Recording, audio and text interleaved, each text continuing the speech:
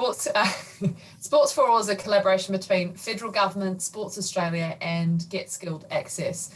Get Skilled Access is a local organisation committed to creating a new generation of disability that is equitable, and in doing so welcoming people of every ability.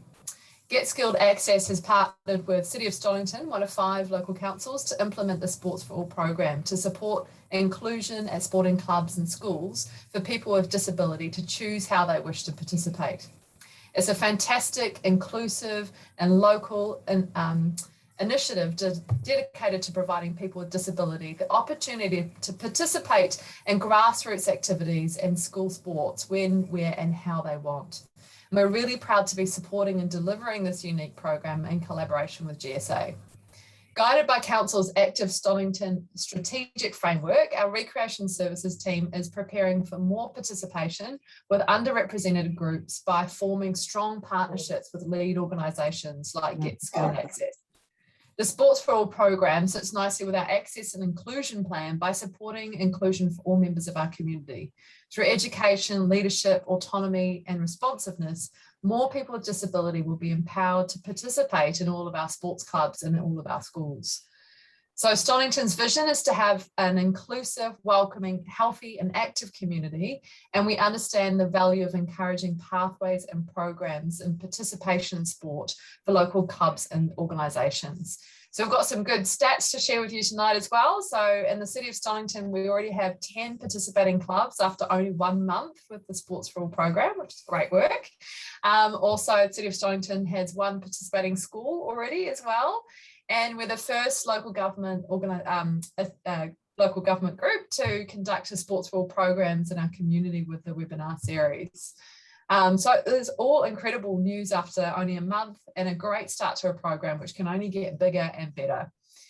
We also endorse and support Jeremy O'Sullivan, our inclusion coach, who is managing the Sports4All pilot program here in Stonington. Various departments within council are engaging with Jeremy in the Sports4All program to support inclusion and navigate opportunities for them to get involved in the program. For example, our aquatic services team is currently completing a survey to establish what best practices that they can implement around inclusion. Once a school or club registers, it's an easy 3-step process to get involved, which Jeremy and Ben will take you through during this webinar.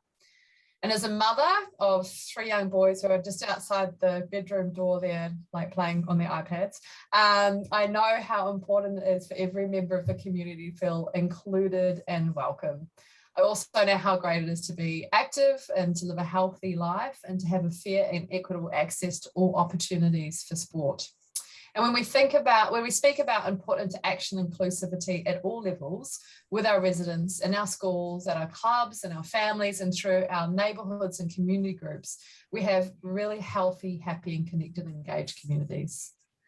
And we recognise that when you give people the opportunity to participate in sport, their capacity to connect, learn and achieve and be their best is limitless. So I welcome all sporting groups, clubs, organisations to get on board and to help support this community of inclusion. I'd like to congratulate all involved in championing the efforts of inclusive and accessible facilities, programs and opportunities, and for working hard to deliver a program for people of all abilities in our community. And I'd also like to really thank the federal government for their generous funding that has helped to make this program possible.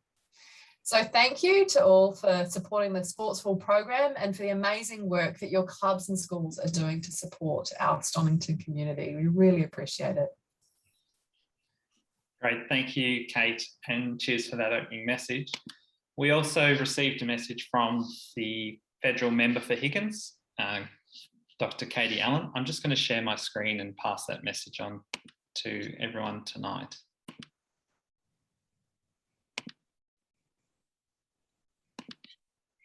Hi, I'm Katie Allen, Federal Member for Higgins, and I'm so proud to be joining you all to celebrate the Morrison Government's investment of $2 million through Get Skilled Access, which is funding a new pilot program, Sport4All. It's about kicking off greater access and inclusion in grassroots sports. You don't have to look too far to notice how much Australians love their sport. And when it's made accessible, sport can change not only lives, but community attitudes. Australia is facing a huge increase in sporting participation, and it's up to us to ensure all Australians can access the great joy of sport. That's where Get Skilled Access comes in with Sport4All. The pilot program is rolling out to 5 LGAs across Victoria, one of which is in the city of Stonington, in my electorate of Higgins.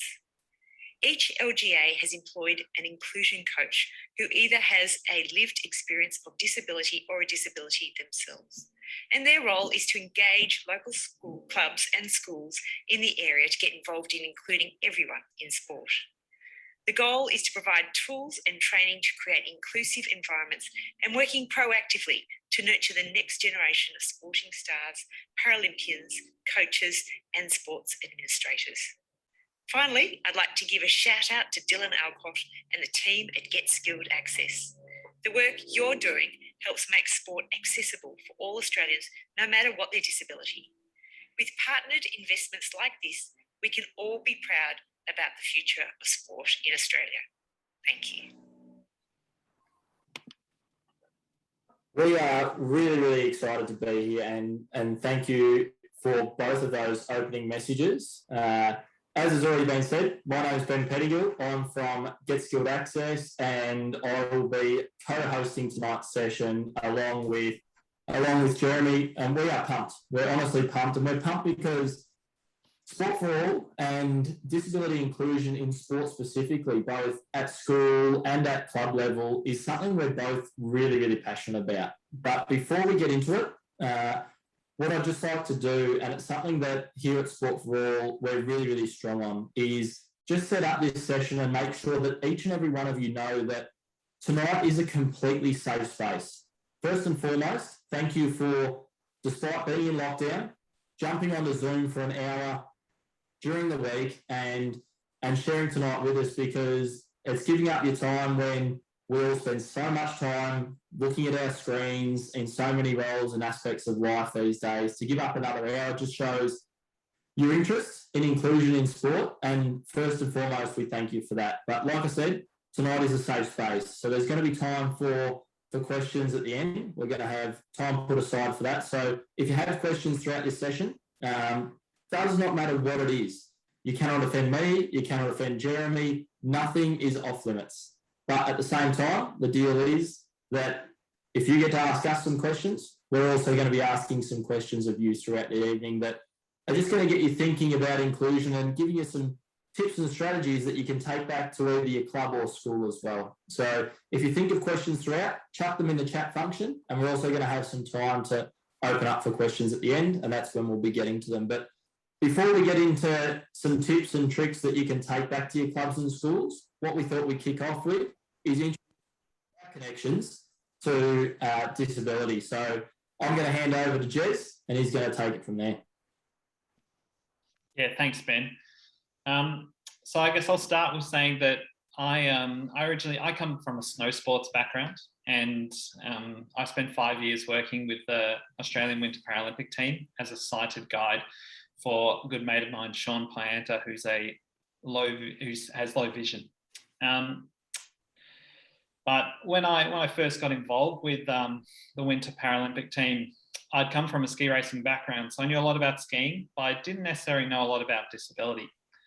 And I really embraced that situation and came in with an open mind and learnt and asked a lot of questions and was humbled to listen and learn from experiences.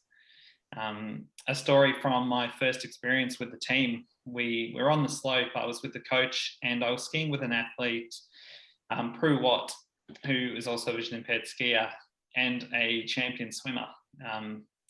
Standing at the top of the mountain, I said to the coach, okay, so what do I do? And the coach said to me, I've got no idea, you'll figure it out.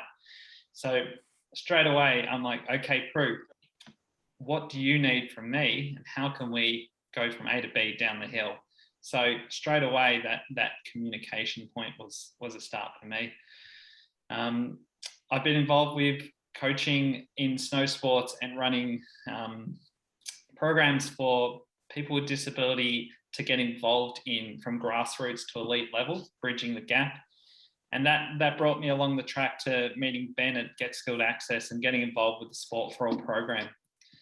And it's a passion of mine to create opportunities for people with disability to be involved in sport. And I've seen firsthand the benefit of programs like the Sport4All program. And that's why I'm pumped to be here and promote this to all of you in our community. I might pass on to Ben and he can give a bit of his background now. Beautiful, thanks, Chiz. And he's definitely very humble, because it's skiing down the mountains, and some of the stories that he and Sean share are quite incredible. But my connection to disability is quite a close one, and I'll take you back and sort of share that story with you now. For the first 16 years of my life, I grew up as a typical kid, loving my sport, loving being outdoors. Every single time I could be involved in sport at school, I was in there. And outside of school, basketball, footy, cricket, you name it, I loved it, and I was all about it. And I remember one day really clearly when I was 16 years old. I was in year 10, thinking I was way cooler than I actually was, sitting right up the back of my classroom. I was looking at the diagram that the teacher was drawing on the board, and something didn't seem quite right. So I took a closer look. It seemed a little bit blurry. And when I say blurry, you all know the feeling that you get when you look at a really, really bright light, the sun for a few seconds too long, like today, a beautiful sunny day. When you look at that sun for a split second too long, when you look away, it just takes that split second to read. Everything's that little bit hazy. It's like this sort of tiny little blur. And that's similar to what it was like. I could still see the diagram on the board. It was just this tiny little bit blurry. What do you want? I noticed it more and more as the day went on. I do. Can we just ask everyone that is on the call to put themselves on mute, if that's all right? Just ask that everyone puts their microphones on mute, please. Beautiful, thank you. And yeah, so I've noticed this more and more around the classroom, and I just had that gut instinct, that intuition that something wasn't quite right, but I couldn't put my finger on exactly what it was. And I gave my parents a call, asked them for their opinion. Mum, well, she was going to stress out probably way too much, so I went to Dad for his advice. He was always pretty relaxed and gave pretty good solutions to problems growing up. He told me just simply, Ben, don't worry about it, we'll just wait and see what happens. I thought, gee, great, thanks, Dad, thanks a lot. But upon telling him that, he then told Mum. Mum then stressed out, and all of a sudden, sitting at school, I had Dad rock up and say, come on, mate, get in the car. We're under Mum's strict instruction now. We've got to go to hospital and get this thing checked out. So there we were going to hospital, both now pretty relaxed, and Dad was going, look, there's no point really worrying about it. I'm like, well, I'm with you, Dad. Like, I've only got a headache. It's not that big of a deal. But we got to the Ionia Hospital in Melbourne, and Mum met us there into the emergency department. We then spent 6 long hours getting test after test after test done. And eventually, after getting all this testing done, the doctor came in, sat the 3 of us down in a tiny little room, pulled out his pile of notes and said, now Ben, we've discovered what's going on. You have an inflammation of your optic nerve. And now your optic nerve is the cord that runs from the back of your brain, plugs into the back of your eye, plugs into the back of your brain, transfers all the images that our eyes can see for our brain to understand them. So that was inflamed, it was bigger than it should be. And the doctor said, now, don't worry about this at all, Ben. It's a very, very easy fix. It'll only take 1 month. What we are going to do is put you on a course of steroids. Now, as a 16-year-old teenage boy sitting in that room, I only heard one word in that sentence: steroids. My eyes lit up and my imagination started with all the possibilities that this was going to bring to my life. I'm thinking to myself, and the pictures are going through my head, my muscles are going to get bigger. I'm going to dominate every sports team. Mates are going to think I'm awesome. The girls are going to love me. I'm turning to Mum going, Mum, the hospital was the best idea you have ever had. Now, this doctor didn't really share the same level of excitement that I did. So he's looked me up and down, seen my reaction and gone, mate, I'm sorry to say, but these aren't the steroids that you can see that you think they might be. These steroids will nearly do the complete opposite to what I can see you think they might. But what they will do is make you better within a month. Now, obviously, he knew what he was talking about. I had no idea, so we went along with it. I had the steroid drip put in my arm, up the top level of the hospital in the ward now, sharing the room with 6 other patients. And after mum and dad said goodbye and good night, promising they'd be back first thing in the morning, the nurse came in and said, Ben, it's been a really long day. Close your eyes, try and get to sleep. So she closed those beautiful bluey-green hospital curtains around my bed that sort of gives that 5-star privacy in a hospital. You don't hear the other patients arguing quite as much with the nurses. And I then had the TV that was up, hanging on that curtain rail at the end of my bed. Turned that off, sent a couple of quick text messages to my family, a couple of quick text messages to my friends and said, look, I'll give you the update in the morning, everything will be all good. Put my phone on the bedside table beside me, close my eyes and I'll try to get some sleep. The next morning when I open my eyes, I look for the first thing that nearly each and every one of us look for when we open our eyes these days. Our phone. I looked to the bedside table beside me, but it was gone. I then looked to the end of the bed where that TV hung on the curtain rail the night before, and that was gone. And I then thought, what is still here that I definitely know is still here? My hands, I can still feel them hanging on the ends of my arms. They're definitely still there. And laying in bed, I had one hand up in front of my face, and I couldn't even see that. Overnight, I had just lost 98% of my eyesight. Gone. Now, when the doctors found out about this, as you can imagine, they grew more and more concerned. They did a lot more testing, and over the next 2 weeks, they did test after test after test. Eventually, we got called back into hospital, sat back down, mum, dad, and me. The doctor came in, pulled out a much bigger pile of notes this time. He said, now, Ben, we've discovered what's going on. You don't have an inflammation of the optic nerve like we first thought. There was a tiny little part of me in the back of my head that thought to myself, I reckon I could have told you that 2 weeks ago, but there was no way I was going to say that. I was in complete anticipation to hear what he was going to say next. He said, Ben, I'm really sorry to say, we've discovered that you've got a rare genetic syndrome called Leber's hereditary optic neuropathy. Ben, this is incurable. It cannot be fixed, and you will be blind for life. My entire body went numb. I couldn't feel a thing. Denial swept in. Confusion. Mum burst into tears beside me. But that wasn't too unusual because, I mean, God love her, but Mum tended to stress out way too much over the smallest things. I don't know if it's just my mum or maybe it's a mum thing, not sure. But I knew how serious it was when I heard my dad cry, because it's one of the only times in my entire life that I've ever heard him cry. Mum, dad, everybody around me, they were all grieving, they were upset. And it didn't take too long for that to sink in for me either. What was this going to mean for my life? So many questions. There was also now this label of now I was going to live the rest of my life with a disability. What society labelled and has labelled for so many years, disabled. What was that going to mean? I grew up hardly even knowing anybody that lived with a disability. Hadn't even comprehended the thought that I was going to have one myself.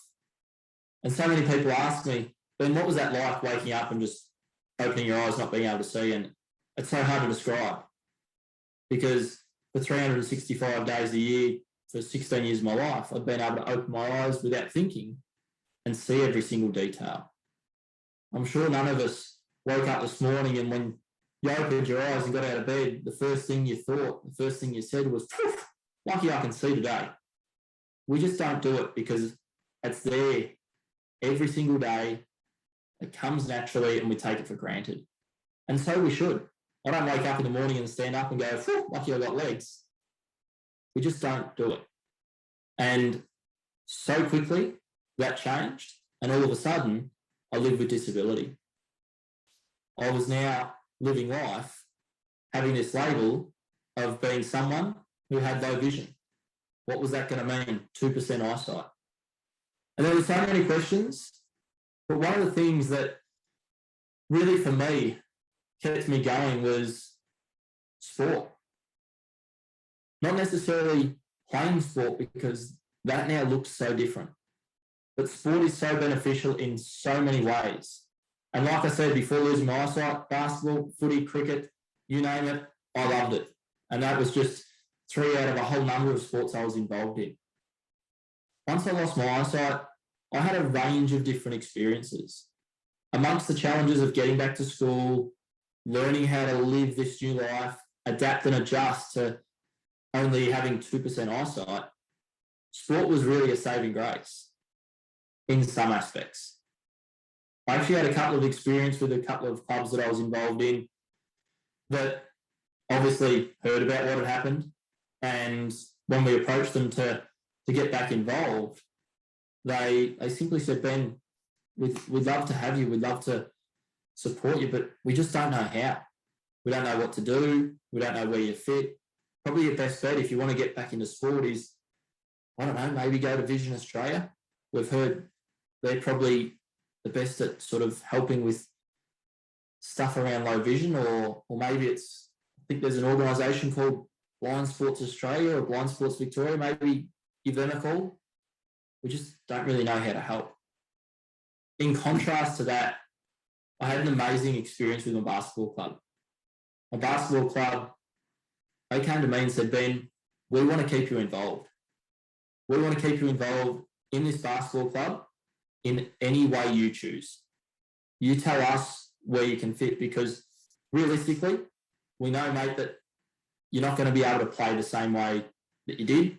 You know that, we know that, as harsh as that sounds. And I'm pretty realistic, and so are most people that live with disability. They know the realities, and we know the realities of our own lives and our own situations. We know what's possible and what's not. And my coach came to me, like I said, and gave me that option and asked me that question. Didn't make an assumption about what I could or could not do. And I said, look, I'll have a think about it. I came back to him about a week later and said, look, Dave, I'd be really, really keen to explore coaching. I know it's a bizarre ask, and I don't even know if it's possible because I can't see what's happening on the court, but surely there's a way around it. Surely we can do it differently. He said, Ben, if it's coaching you want to get into, let's see if we can make it happen. Let's start with an assistant coaching role and we'll see where it goes from there. And I was able to transition from playing to an assistant coach. I was able to go from assistant coach to coaching over the next 5 years, coach my own basketball teams to grand final losses, but I won't go into that heartbreak. But nevertheless, it was not a coaching style that was any worse or any less than anybody else. It was simply different.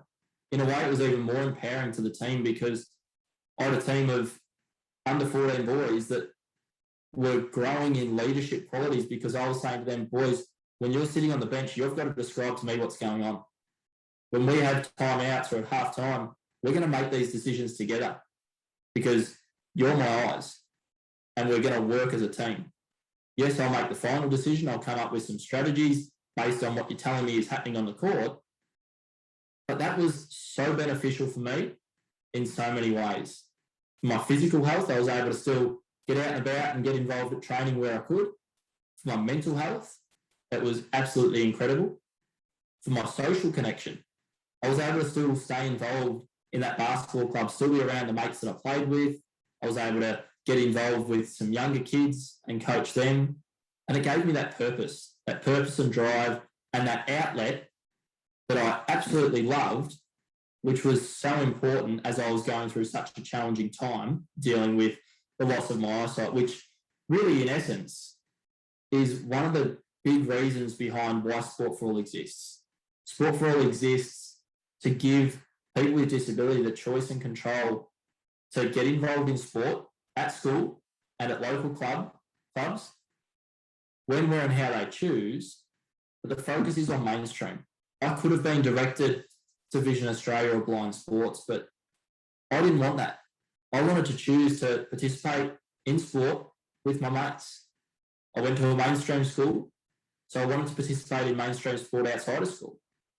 That was so important for me, and that's where Sport4All identified the gap, because there are disability-specific supports. We've all just probably seen and heard some amazing stories from the Paralympics, which are disability-specific, but we can't get athletes to the Paralympics. We can't give every single person with a disability in Australia can't be a Paralympian. Sometimes they just want an opportunity to participate, and that's why Sport4All exists. That's why it's so important, and that's why it's so exciting. And when my great mate Dylan Alcott came up with the idea and approached the federal government about it, it was something really exciting, and we're actually going to show a quick video with him introducing the program now.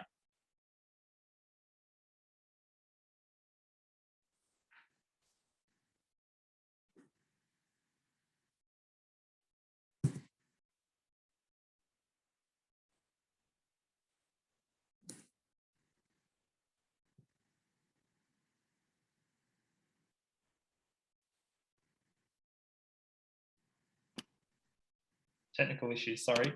Technical issues on Zoom. Got to unmute myself. Now we're good. All right.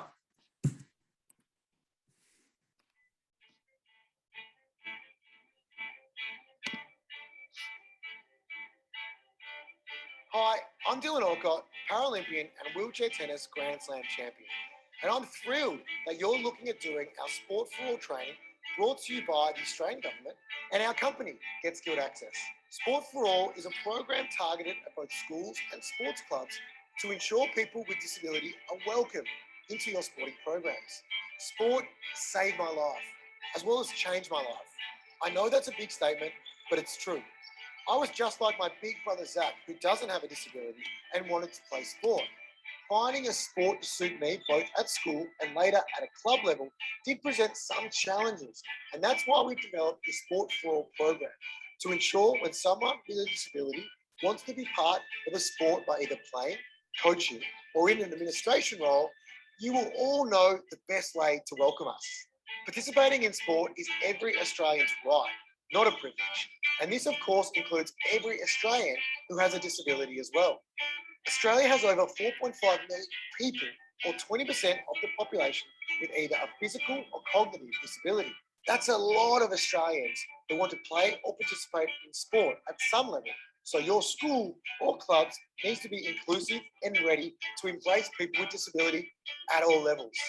The Sport4All program is a series of short videos delivered through online self-paced learning, available on all digital platforms, including your mobile phone.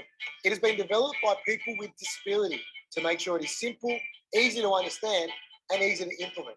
But don't panic.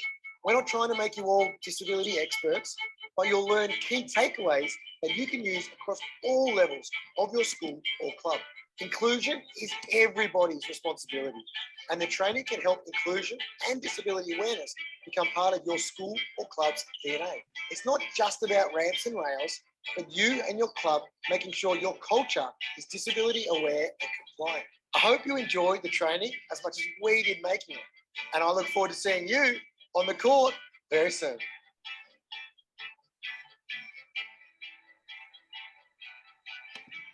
He's a champion. He's a champion. He's a gold medalist once again, and we were super proud. I was going to say watching him. I was watching him. I was just listening to him, but we were super proud as a Sport4All family to see him bring home another gold medal and a silver medal along with his doubles partner Heath, and what he's done for the disability community is absolutely fantastic.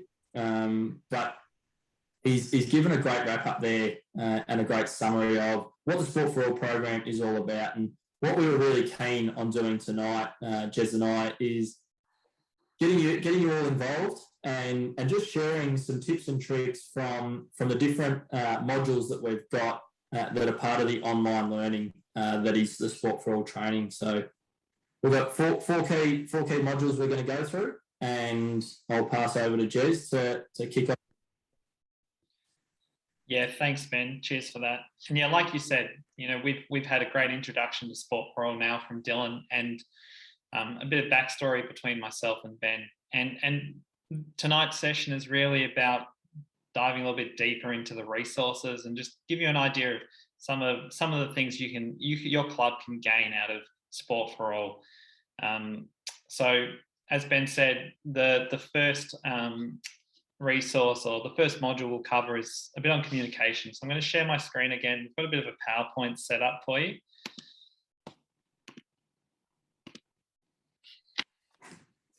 All right, so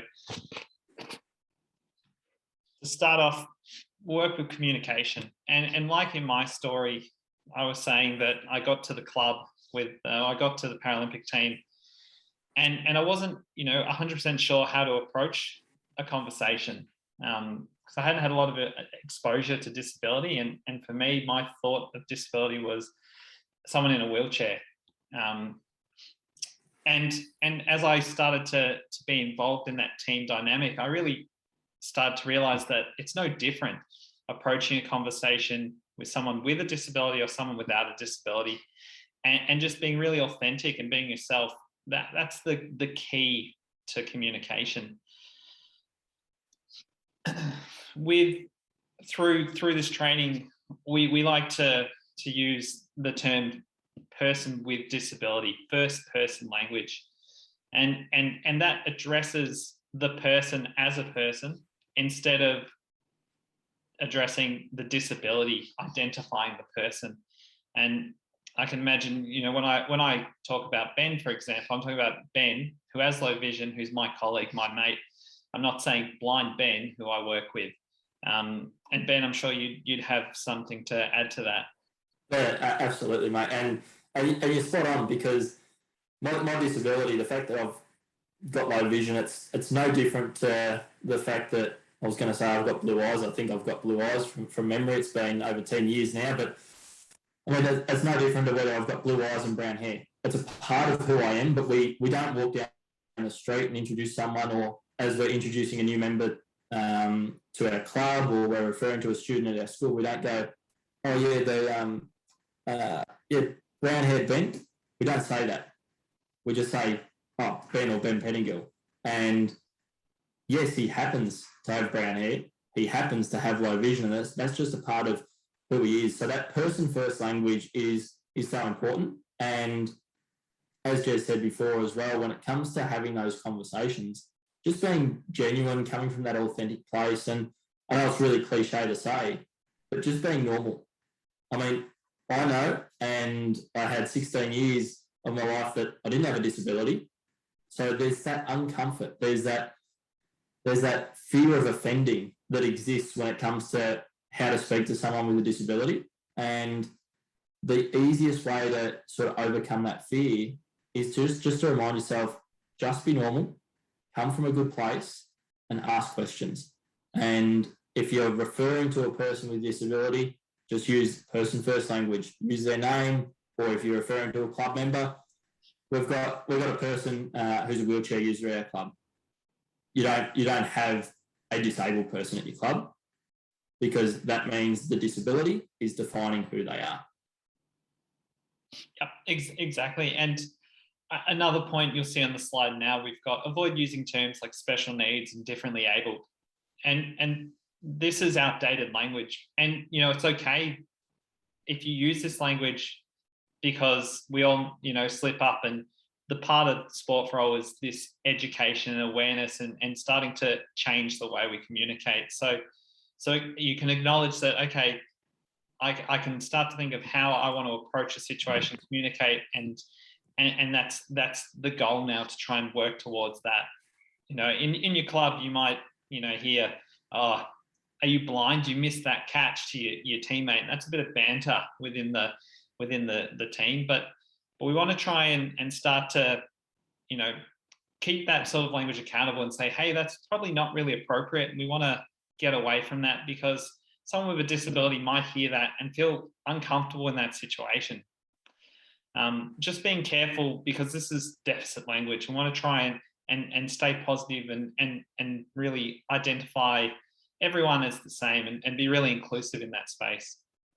Language we don't pull up is language we will then accept around our club or within our school. And I think what we've got to be really strong, like Jez has just said, is even if there isn't a single person that has a disability at your club, you don't know when the next person with disability is going to walk in through your door. Or on top of that, like Dylan said, 1 in 5 Australians live with a disability. Over 90% of disabilities are invisible. You've probably got people with disability at your club that you don't even know about, or students at your school with disability that you don't know about. And that's okay, but we don't necessarily know how they're going to be feeling if even some of those words that I'm going to put them out there, and it's uncomfortable saying them, but I know from being involved in sporting landscapes that they still get used, whether it's out on the field of the court when someone mucks up, makes a mistake, it's, oh, you're spastic. Oh, you retard, what are you doing? Language left like that becomes acceptable language, and language is learnt. So the next generation of children growing up, if they don't hear that language, they don't learn that language. So we've got to make a stand and pull up that language when we hear it, because that makes a massive impact. If I hear something like that being left untouched and not pulled up, that says something to me without even saying anything at all. So really important point on pulling up deficit language there. Yeah, definitely. And so there's lots of handy tips and case studies like that within the resources. And that's the communication side. And we have 3 other resources. We might move on to the second module, which is all about the medical model and social model of disability. And that's referring to the way we think.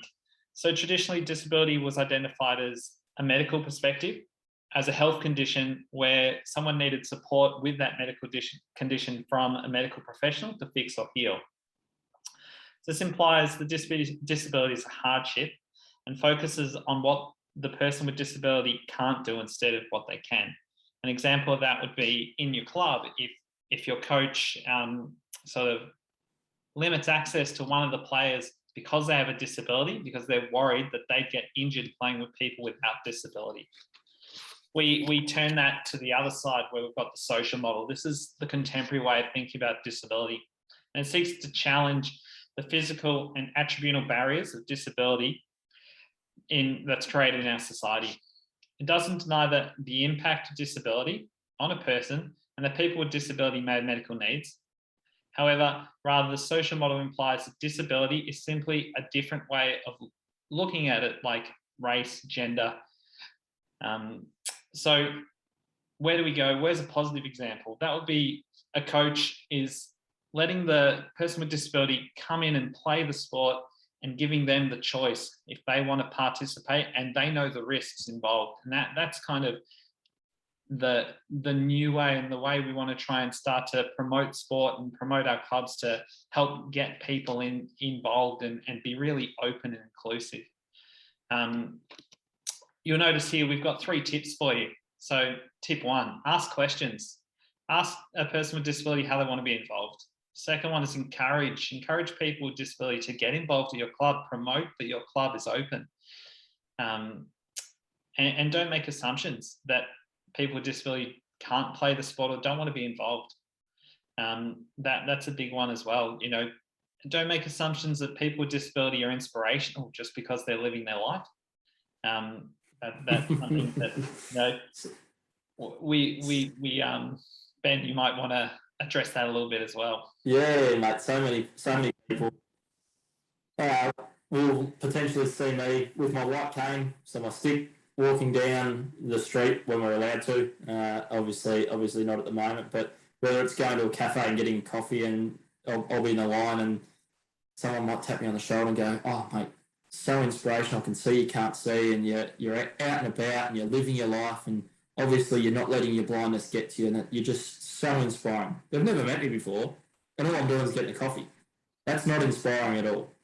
I mean, people, we hear all the time watching the Paralympics. Oh, they're so inspiring, they're so inspiring. They're so inspiring because they're elite athletes representing their country on the world stage. They're not inspiring for necessarily just going about their day-to-day lives. Yes, they do it differently to able-bodied people and a lot of the population, but that's just their life. To me, living with low vision, living with 2% eyesight, that's just who I am. That's normal now. That's not any worse off than anybody else. It's just simply different. And I think Jez makes a really good point there with don't make assumptions about whether or not people can play, but also participate. The really important thing for all of you to know and recognise with the Sport4All program is you might be sitting there thinking, well, my sport or the sport that our club's involved in, it's so specific, or it definitely wouldn't work for certain disabilities to play. But like I said, with my experience in basketball, Sport4All is actually all about participation, and participation across all levels and all forms. So it'll help you become more inclusive and more welcoming when it comes to people with disability wanting to coach, wanting to get involved in admin, wanting to help out, wanting to volunteer, wanting to play. There's so many different ways that people with disability can be involved. And then a whole nother level up from that is the people that just experience your club at that one step back, which might be spectators, might be family members, grandparents, might be photographers, caterers, other teams that you play coming to your facilities and playing against in your competition. So you never know who's going to be walking through your door and what impact you can have on them. And yeah, that's right.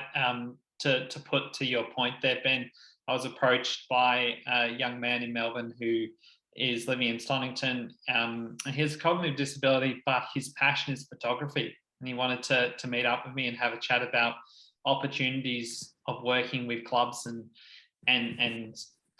getting involved and taking photos and working with the media team. So there are so many opportunities that we can help promote and really create that culture. And I think clubs are a great place to feed social involvement and mental health and physical health. So it's really important that we also support the whole community.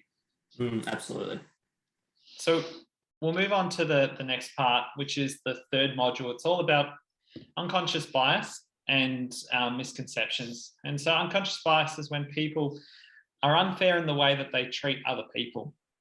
It has particular social significance when it leads to systemic negative treatment of people based on factors like disability, gender, race. Unconscious bias may not always be obvious, but it does fundamentally represent our beliefs and values. Many misconceptions can affect how we perceive and judge people with disability. Stigma and stereotypes around disability and accessibility are born from a lack of education and people's misconceptions. When getting to know a person with disability, remember to be open-minded and free of judgment on what the person can and can't do. Every disability is different and there's no cookie cutter approach. So individuals may have requirements, and extra information, flexibility and adjustments to help them participate and be involved at the club are really great. People with disability can often feel embarrassed or scared in sourcing that additional support and adjustments. But, when we show that we have that opportunity and ability, it really makes it inclusive and welcoming. Check in with the people and make sure that there is something, or if there's anything you can do at the club. And always, going back over and making sure everyone's okay and happy in the club. And that should be everyone, people with disability and people without disability in the club. And I'm sure for a lot of you, we do that really well. There's some little adjustments that you can do, and simple in the club is using green paper in your administration team. And that could give someone with low vision the opportunity to work in that team. Ben, is there any sort of, aids or things that you'd like to use or you use in your day-to-day office? Oh, there's people And this is where, again, getting involved with the Sport4All program and going through these online modules. Each module that's part of the training has a short video, about a 4 to 5 minute video. It's got some of these downloadable resources, and part of it, there's lists of 10 quick wins, just like the green paper that Jeremy mentioned.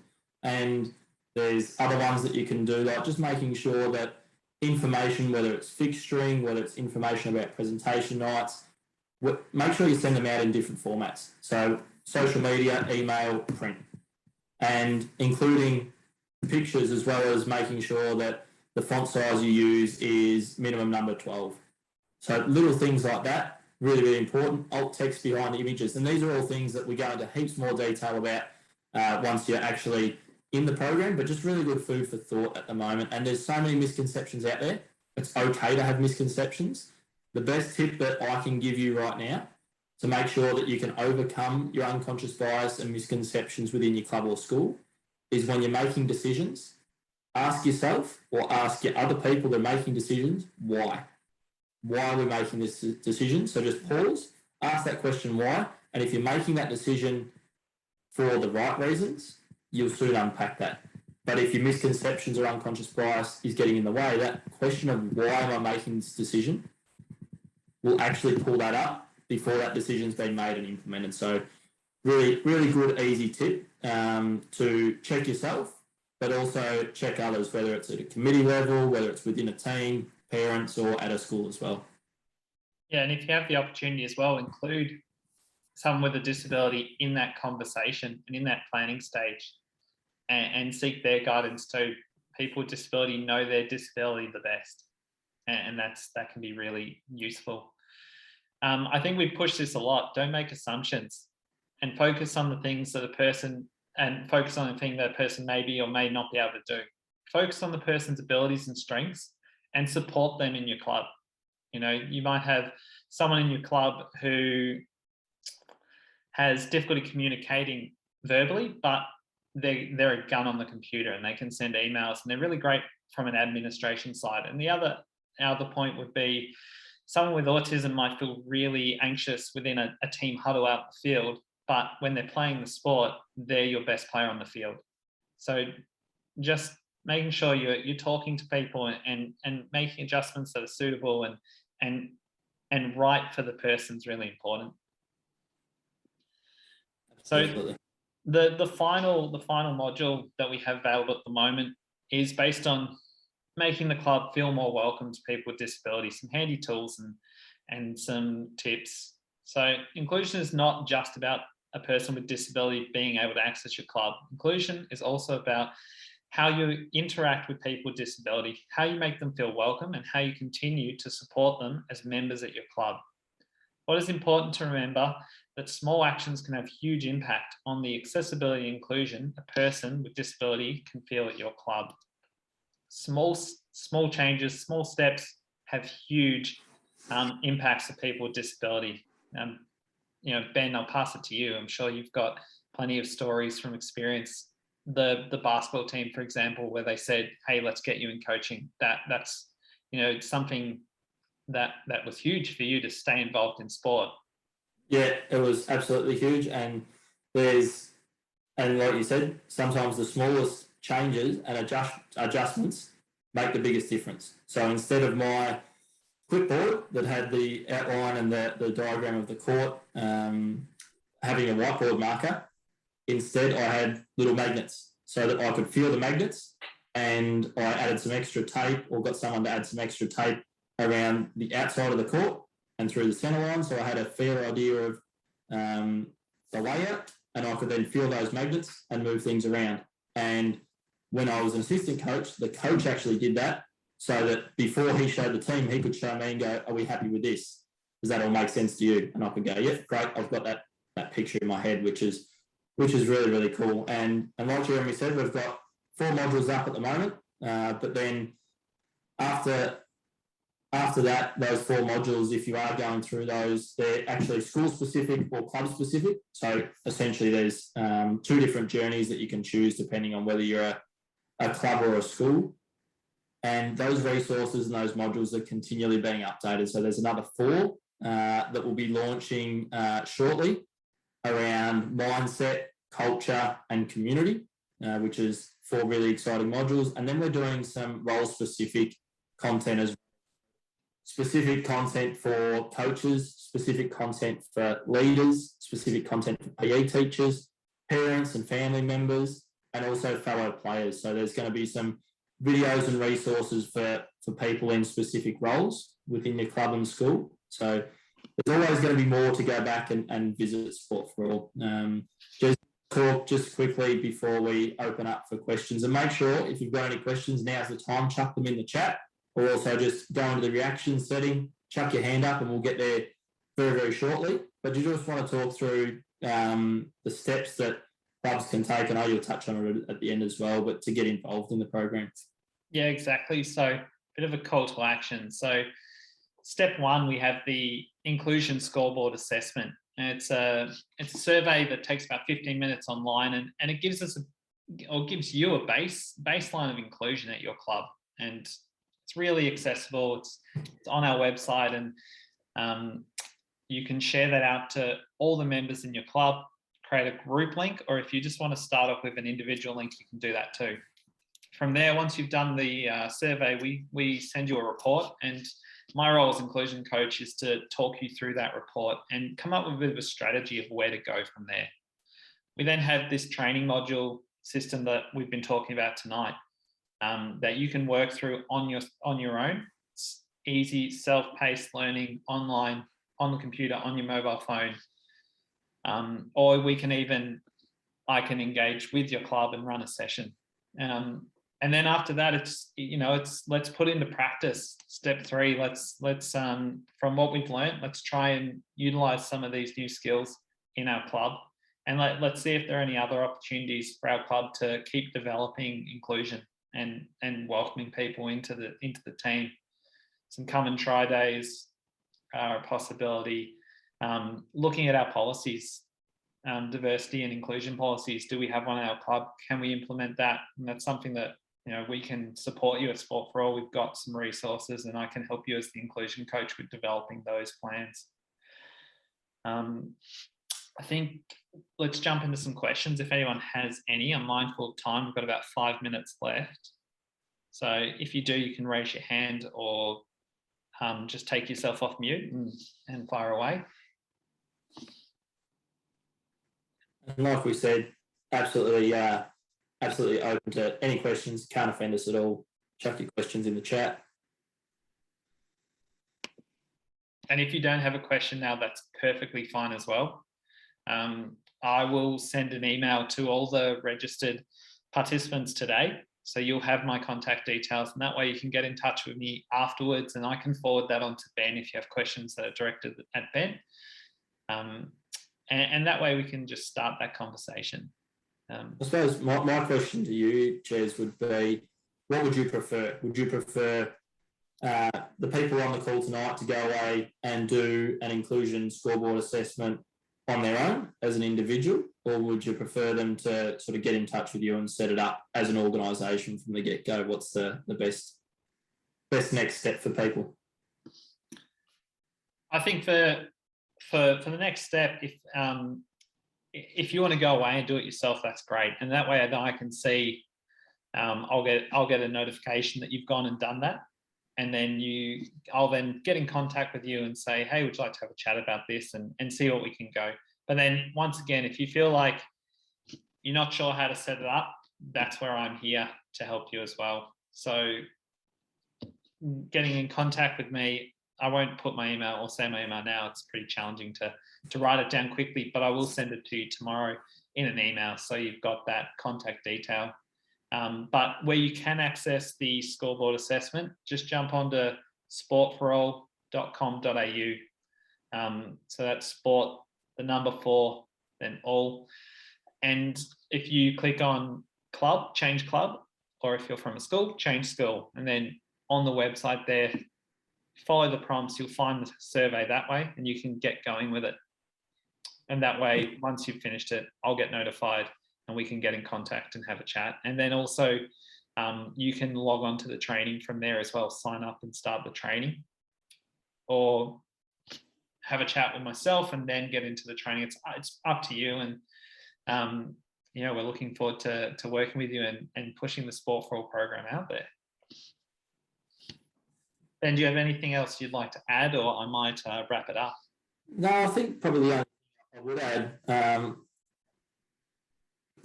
I think here's a question that's just come through. Jez, do you want to read that out? Yep.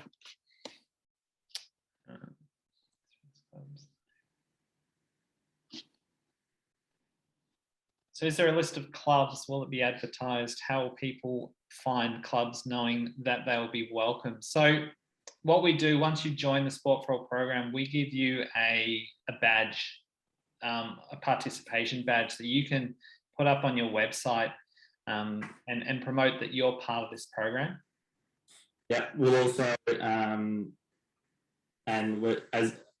as Jez has mentioned, as was mentioned in the intros in the beginning, this is a pilot program, and it's really important to stress that. So it's a fully funded by the government pilot program, which means it may not be perfect right now. And if it's not, then we're always right now. So a way of doing that for us is we're aiming to, as clubs and schools come on board, with your permission, we're actually going to set up a page on the website that has partner clubs, so that if I'm someone with a disability that wants to get involved in a club or a sport in my area, I can go on the Sport4All website. I can look at clubs that have participated in the program, and I can go, great, I'm going to approach these clubs because I know and I trust that with these clubs having done this program, more than likely I'm going to have a better experience there than just going on knocking on the door of a random club down the road. So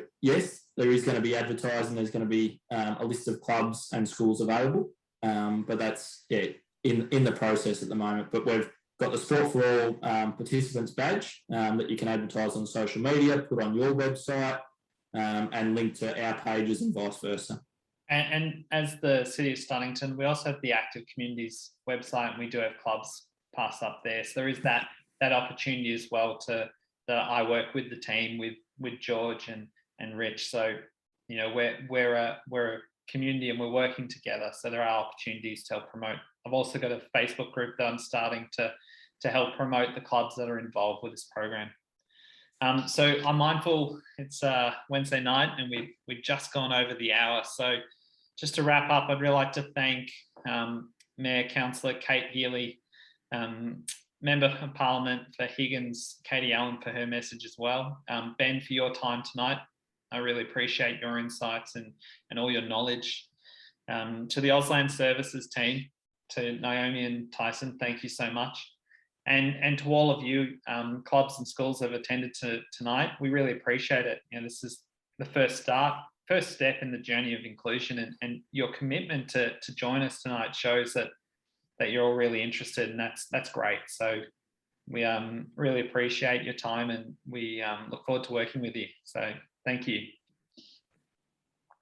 And finally, as this is a webinar series, so on the 13th of October, we'll actually be running the second one of a panel discussion for returning Paralympians from Tokyo to hear some of their insights. So if you're keen on that, or if you know some people from your club that will be, keep an eye out, sending out some information. But like Jeremy said, we look forward to hearing from you. Program, it'll make a huge difference to people like myself and all Victorians living with disability. So get involved, and we're supporting you on the inclusion journey. Thanks so much. Thank you. Thank you.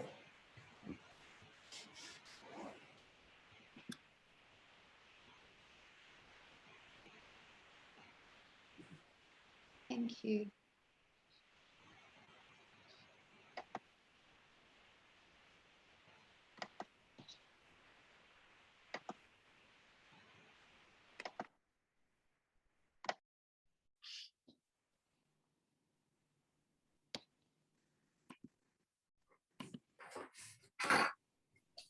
Thanks, guys. That was great. Yeah, thanks, Phil. Thanks for joining us. No worries. Look forward to the next one. Cheers. Thanks, mate. Take care. Good night. You too. Cheers, guys. Cheers, Ben. Cheers, Jeremy. Take care. Have a good night. Yeah, thanks, mate. Appreciate it. Next one. Thanks, mate. Pleasure. See you again.